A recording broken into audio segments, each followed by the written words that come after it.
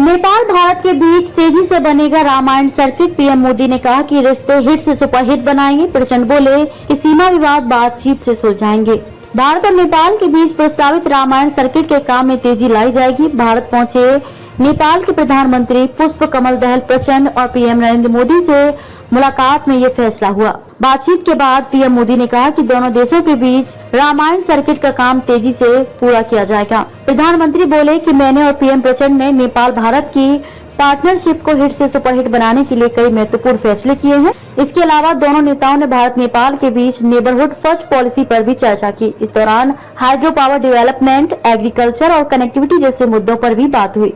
Press conference में नेपाल के PM प्रचंड ने कहा कि मेरी मोदी जी से सीमा विवाद को लेकर भी चर्चा हुई। मैं उनसे अपील करता हूं कि इस मामले को द्विपक्षीय बातचीत के जरिए सुलझाया जाए। वहीं पीएम प्रचंड ने प्रधानमंत्री मोदी को नेपाल आने का न्योता दिया। दोनों नेताओं के बीच हैदराबाद हाउस में बैठक हुई थी। नेपाल के लोगों के लिए नए रेल रूट्स शुरू होंगे। पीएम मोदी ने कहा कि मैंने 2014 में नेपाल की पहली यात्रा की थी। तब मैंने एक HIT यानी हिट फॉर्मूला दिया था। इसमें हाईवे, आईवे और ट्रांसवे शामिल थे। मैंने कहा था कि हमारे बॉर्डर दोनों देशों के रिश्तों में बैरियर नहीं बननी चाहिए। आज मैं कह सकता हूं कि हमारे संबंध हिट हैं। नेपाल के लोगों के लिए नए रेल रूट शुरू किए जाएंगे। इसके अलावा वहाँ के रेल कर्मियों को ट्रेनिंग भी दी जाएगी।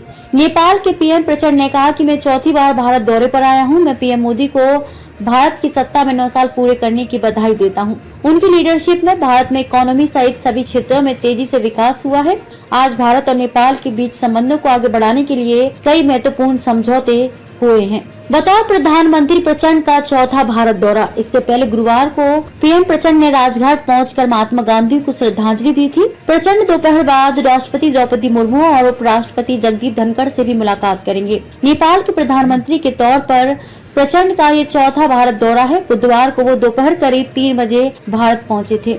भारत की संस्कृति राज्य मंत्री मीनाक्षी लेखी ने उनका स्वागत किया था। प्रचंड नई दिल्ली में नेपाल भारत बिजनेस समिट को भी संबोधित करेंगी। वो भारत में मौजूद नेपाली समुदाय के लोगों से भी मुलाकात करेंगे। दौरे के आखिरी दिन इंदौर जाएंगे नेपाल के पीएम। इसके बाद 3 जून को वो एक कार्यक्रम के लिए इंदौर जाएंगे। इसके बाद नेपाली पीएम के महाकाल की नगरी उज्जैन जाने की भी संभावना है।